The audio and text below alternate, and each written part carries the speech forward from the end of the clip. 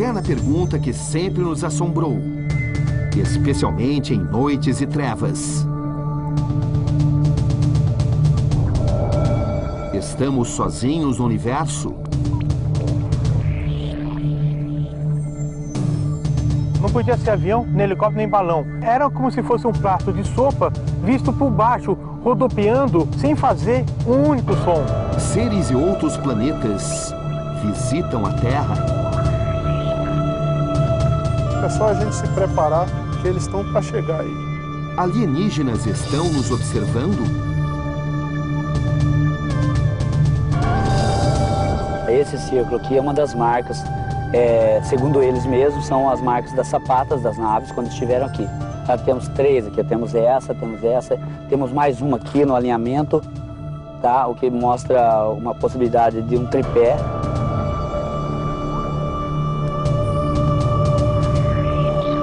O que dizem os ufólogos? Eu acredito em vida extraterrestre, que nós somos visitados por seres de outro planeta. O que pensam os cientistas? Do ponto de vista de um físico, a vida inteligente deve ser muito pouco provável.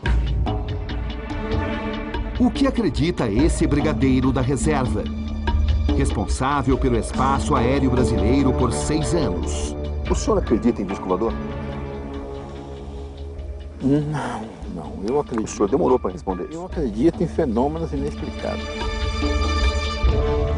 Pela primeira vez na história do Brasil, o governo libera documentos de 3 décadas de monitoramento do espaço aéreo. A Força Aérea sabe que essas coisas estão vindo de fora, né? Mas não sabe dizer de onde vem, o que eles querem, o que eles vieram fazer aqui. E as revelações são surpreendentes. Esses arquivos revelam que o espaço aéreo brasileiro foi visitado por seres extraterrestres nesse período? Revelam que objetos não identificados circularam no espaço aéreo brasileiro.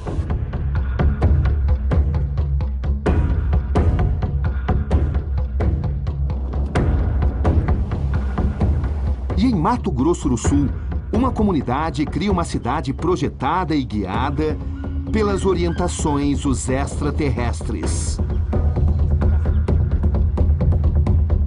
Os formatos das casas.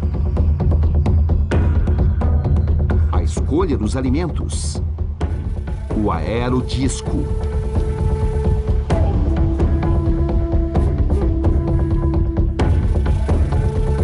As cavernas.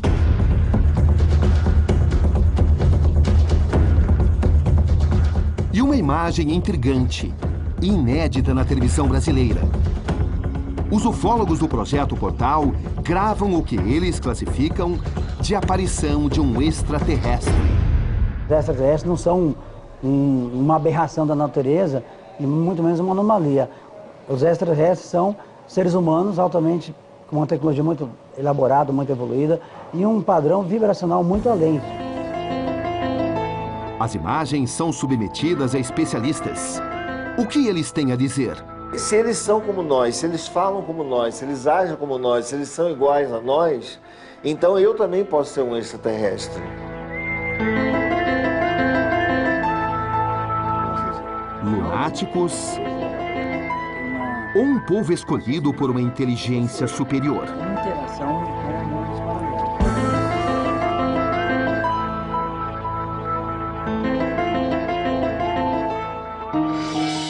Boa noite. A ufologia brasileira vive um de seus principais momentos. Acaba de ser aberta a caixa preta dos objetos voadores não identificados em espaço aéreo brasileiro. Documentos mantidos em sigilo durante décadas pela aeronáutica serão revelados. Aqui Roberto Cabrini e esse é o Conexão Repórter.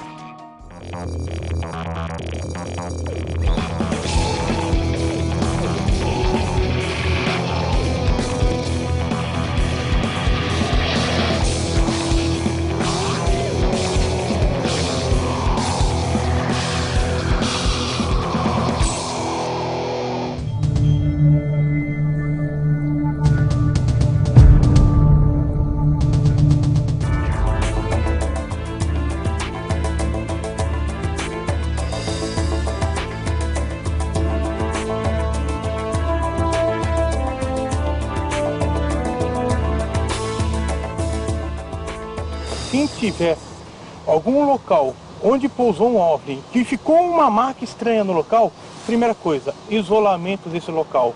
Por que o isolamento? Para evitar qualquer tipo de alteração que alguém possa fazer, até sem querer. E esse isolamento é necessário para que a gente possa fazer uma perícia inicial, uma análise preliminar no local.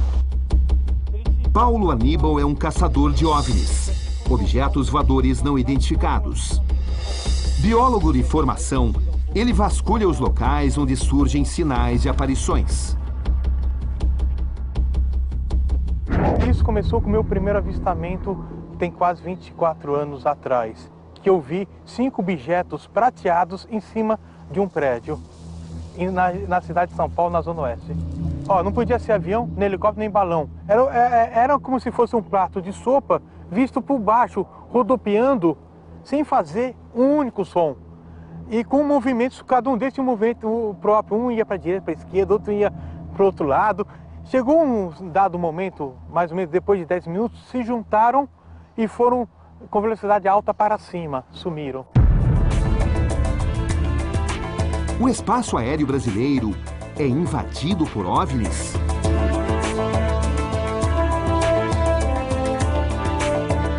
O céu do Brasil é ocupado por UFOs?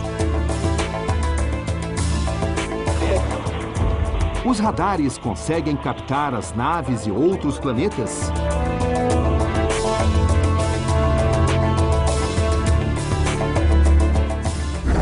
Pela primeira vez na história do Brasil, o governo libera documentos de 5 décadas de monitoramento aéreo.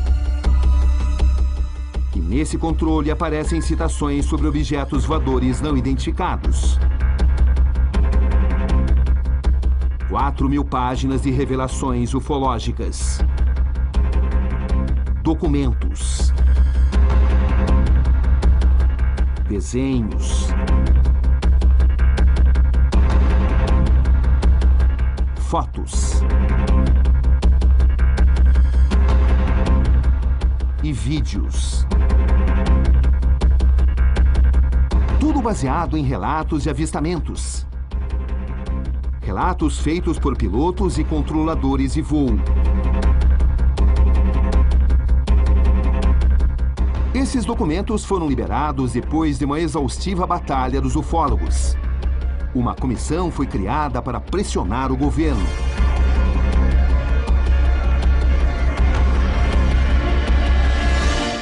Olha, um dos pontos que a gente coloca como fator importante dessa liberação é o conhecimento científico.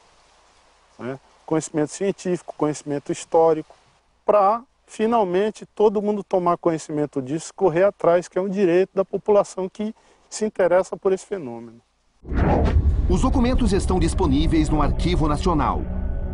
Um dos mais relevantes é o da chamada Operação Prato. Veja trechos de um dos depoimentos do piloto. Dia 28 de novembro de 1978, Tomé Açu, Pará. Quando iniciada a descida, observou-se o deslocamento de um objeto voador não identificado.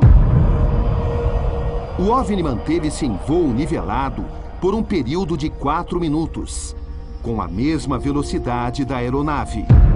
Em seguida, subiu em ângulo acentuado, em grande velocidade. Agora repare esse trecho. O relator não observou detalhes estruturais devido ao seu estado emocional decorrente do avistamento. Nesse outro documento, o relato chama ainda mais atenção. Corpo luminoso de cor amarelo avermelhada, brilho intenso, deslocando-se a baixa altura, baixa velocidade. Acelerou até atingir grande velocidade. Forma de um prato com vértice acentuado na parte inferior, intensamente brilhante de cor vermelha. A Operação Prato foi realizada pela Força Aérea Brasileira em 1977 e 78, em Belém do Pará. O comandante da operação foi esse homem. Coronel Irangê Holanda. A missão era verificar a ocorrência de estranhos fenômenos com luzes estranhas, relatados pela população do município de Colares. O fenômeno ficou conhecido como chupa-chupa. Os militares montaram uma base em Colares e passaram a vigiar o espaço aéreo dia e noite. Era a tentativa das Forças Armadas para explicar o chupa-chupa. Havia uma série de relatos de pessoas que tinham sido atingidas por uma luz e que julgavam que ele estivesse sugando o sangue das pessoas, porque realmente, depois a gente foi verificar, tinham algumas, principalmente mulheres, no seio esquerdo, uma marca como se fosse 2 furos de agulha, tá? E em torno, uma mancha castanha, como se fosse uma queimadura de iodo, tá? As pessoas diziam que tinham sido sugadas, o sangue tinha sido sugado, uma parte, uma parcela pequena do sangue tinha sido retirada. Então passaram a apelidar de chupa-chupa por causa desse fato. Conforme a missão avançou, o coronel teve um contato imediato e segundo grau. É o que ele garante. Olha para cima, nós olhamos, aí o herói brasileiro tremeu nas calças, porque eu olhei e tinha um troço enorme em cima da gente, um disco preto, escuro, parado em cima da gente. Não estava mais de 150 metros de altura. E fazia um barulho assim ar-condicionado. E alguma vez assim, aparecia esse barulho de bicicleta, aquela catraca de bicicleta. Fazia um barulho assim como se fosse uma catraca de bicicleta quando você pedala ao contrário. Tá? Aquele troço parado com aquela luz no meio. Uma coisa muito grande. Eu acredito que uns 30 metros de diâmetro. Tá? Aquele troço parado em cima da gente. Nós ficamos olhando e logo em seguida começou a emitir uma luz amarela muito forte. Esse homem comandou por 2 anos o CONDABRA, Comando de Defesa Aeroespacial Brasileiro. Por 4 anos ficou à frente do alto comando da Força Aérea. Hoje na reserva, o brigadeiro José Carlos Pereira ajudou a Comissão Brasileira de Ufólogos a pressionar o governo para liberar os documentos. Por que durante tanto tempo essas informações ficaram sob sigilo? Olha, isso nós temos que voltar após a Segunda Guerra Mundial e a Guerra Fria, onde toda e qualquer aparição, qualquer fenômeno estranho que acontecesse no planeta, sempre era visto como uma arma secreta soviética, uma arma secreta americana.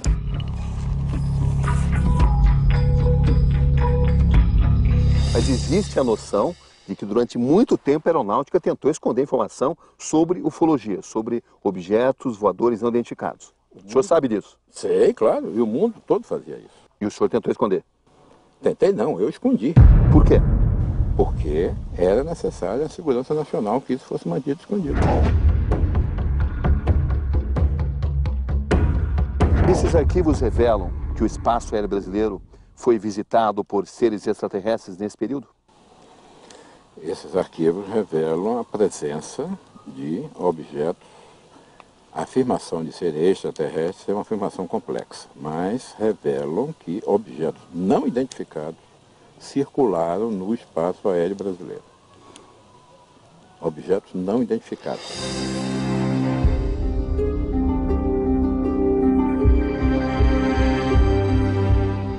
O senhor confirma que a Operação Prato existiu? Claro que existiu.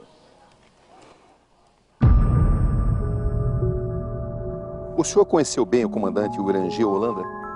Conheci. Em 1997, apenas 3 meses depois de dar esta entrevista, o coronel Holanda foi encontrado morto em sua casa. A polícia tratou o caso como suicídio. O senhor acha que ele pode ter sido vítima do fenômeno que ele testemunhou? Diretamente não, mas talvez um efeito catalisador, sim. Uma espécie de gota d'água, certo? Talvez por ele não ter conseguido obter a explicação daquilo, eu falei, um obcecado pela perfeição, por chegar ao fim da missão. Né? Ele tinha essa missão. Se eu recebi uma missão, eu tenho que chegar ao fim dela. Isso pode ter sido, não posso te afirmar isso, mas um feeling diz que isso pode ter agravado, um quadro já tumultuado.